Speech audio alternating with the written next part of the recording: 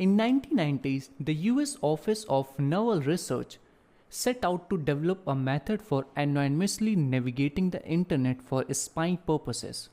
So the plan was to set up a network of routers that was separate from the internet's routers, that could encrypt the traffic and that only stores the unencrypted IP address of previous router, meaning all other router address along the way were encrypted. So the idea was that anyone watching the traffic could not determine the origin or destination of the data. This research became known as the Onion Router, or we can say the Tor Project in 2002, not 19, in 2002. So it's now available to anyone to use for relatively safe and anonymous navigation to the web. So guys, let's see how Tor works. So we are having this whole, as you can see, that map, how it works.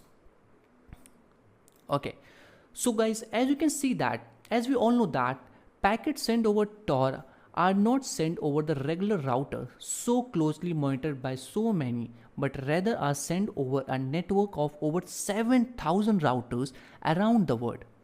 So thanks to the volunteers who allows their computers to be used by Tor. So on top of using totally separate router network, Tor encrypts the data. So suppose like we are having this example in which, as you can see that this computer is of Jeff and here we are having Mike. Okay, so guys, when Jeff wants to talk to Mike, he has to send a message, but he doesn't want message to be tracked.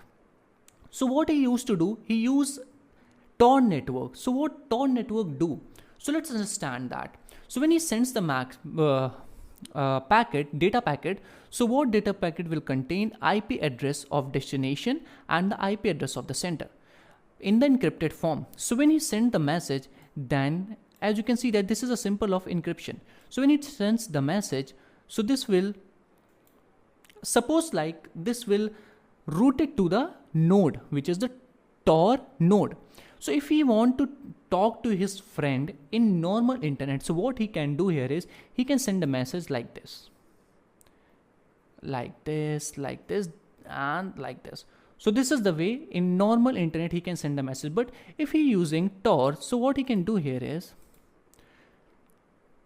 he sends the data packet, and data packet contains the IP address of destination and IP address of sender, and he encrypts the data packet. So after encrypting data packet, it will go to the Tor node. So this is called as Tor node. So when the data packet reaches here, so this particular node will decrypt the data packet, and after decrypting the data packet, what it will do, it will again encrypt the data packet with its IP address and the destination address. So when it will send the data packet, it will be again encrypted and received by the another Tor node.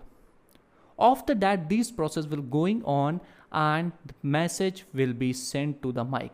So what if someone traced this particular, suppose that if someone sitting in between these two computers and he intercept this particular data packet. So what he can see, he can only see the previous IP address of sending machine. Previous means this particular machine, but data packet is sent by this particular machine. So this is how he's safe. So he only knows the IP address of this particular machine, but the data was sent by this particular machine. So that is why how Tor is useful. So this is the way it works. Okay, it simply create the data packet inside this destination address, sender address, and that particular data packet is encrypted and it will send to the Tor node. So this is called as Tor node. So as we all know that there are 7,000 routers. So this will send to the Tor node, and after getting the data packet, Tor node will decrypt the data packet and it will simply give the sender's IP address and destination IP address, and again encrypt it and again send it to the next node, which as you can see here.